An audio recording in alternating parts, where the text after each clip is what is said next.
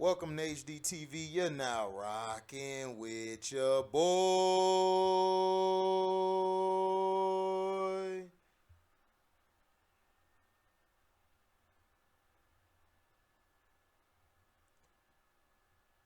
So, Moses Ingram credits thus far a tidy short list, but already include projects most would dream of over the course of a much longer career.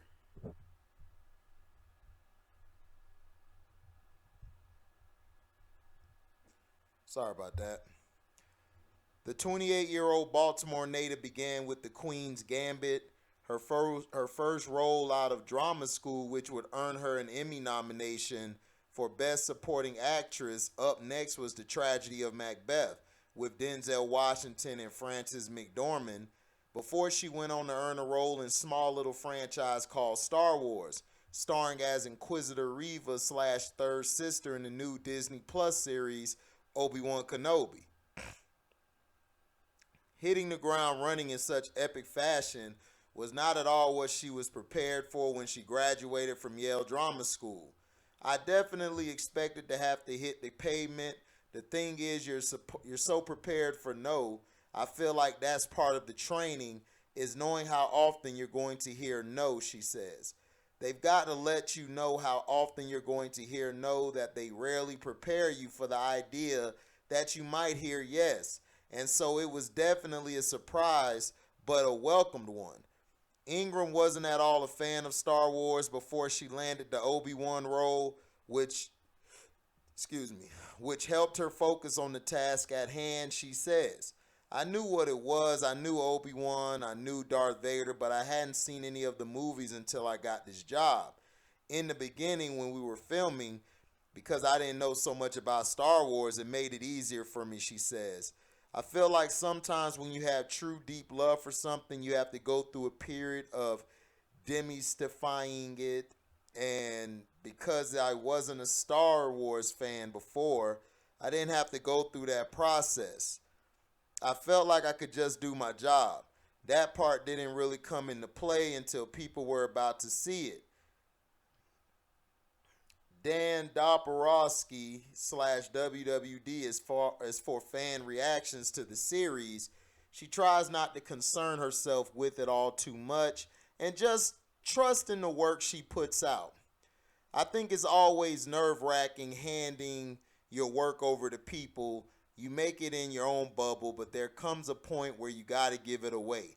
She says it's so funny, it's out, but it really doesn't exist in my life. It only exists on the socials, and I'm not really doing that these days. This is definitely the first time that I've had people be like, do I know you? I know you. But when I wear a mask, that doesn't even happen, so it's been pretty chill. Ingram went straight from community college to Yale Drama School, having known she wanted to act since she was a preteen. We had this performance at school, and it wasn't like I had this crazy audience response. It was more like when I finished, the audience was just silent and just wrapped in what I'd done. And all I did was allow myself to just have fun for a period of time and really lean in. She says, and so after that, I did a lot of Googling, I did a lot of reading, all kinds of stuff to just get closer to doing this.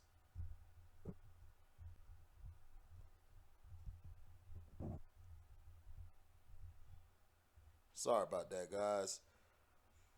Up next, Ingram will appear in Lady in the Lake opposite Natalie Portman in a role she took over as Lupita Nyong'o vacated.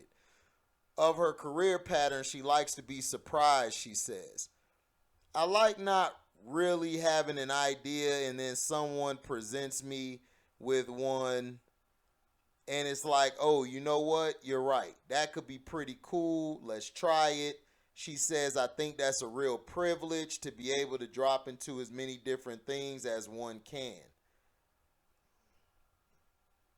And I really enjoyed the series. I felt like she did a great job as being the third sister, as being an inquisitor, double crossing Vader, trying to gain trust with people, and I just felt she did her job correctly. She played the part how it was supposed to be played.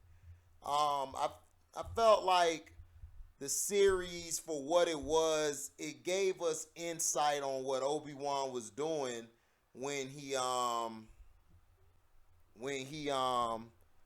after episode 3. And we got to see Reva, who came in and basically, was one of the younglings who she played that role to perfection. She was acting like I don't love Jedis when she really did love Jedis. She just had to do what she had to do to get close to Vader so then she could take Vader out, which was going to be a hard task. Vader really does well against other Jedis and other Siths, excuse me. The reason why he has a tough time against Obi-Wan Kenobi is from what we've seen. He really loves Obi-Wan Kenobi. He's really close to him. And it really was tough for him to fight Vader. Like, he had to refer to him as Darth just to get that will to shut him down. And because of his love and to wanting to protect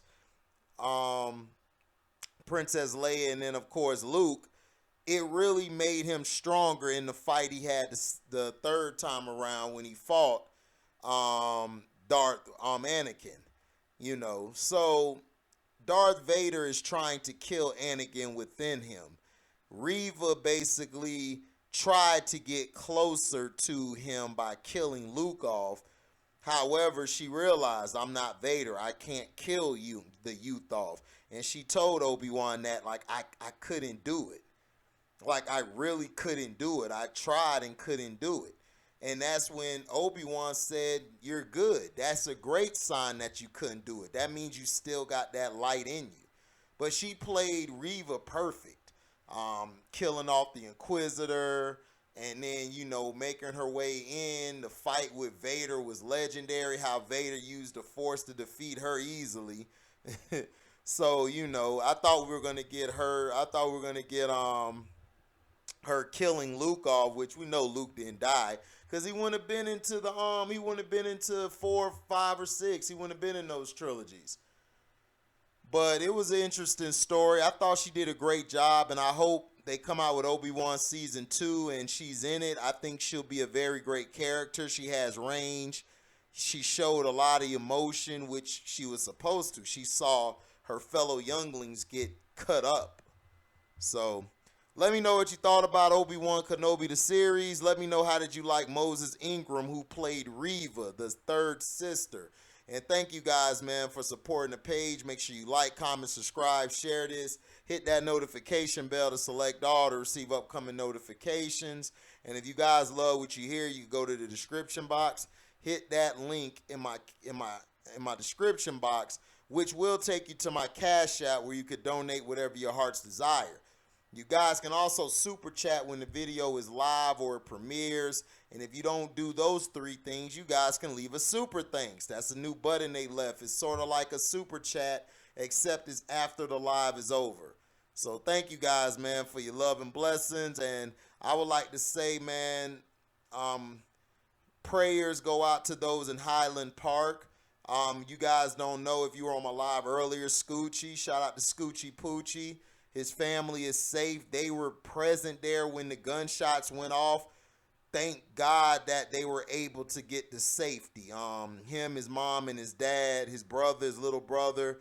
Shout out to Scoochie, man. We're praying for you, man. We're glad that you guys are safe. And it was a scary day today.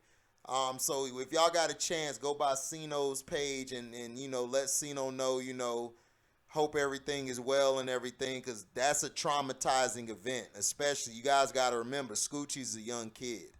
So thank God they're safe. Thank God they made it out of there. So yeah, thank you guys, man, for listening, and we're out. Deezy.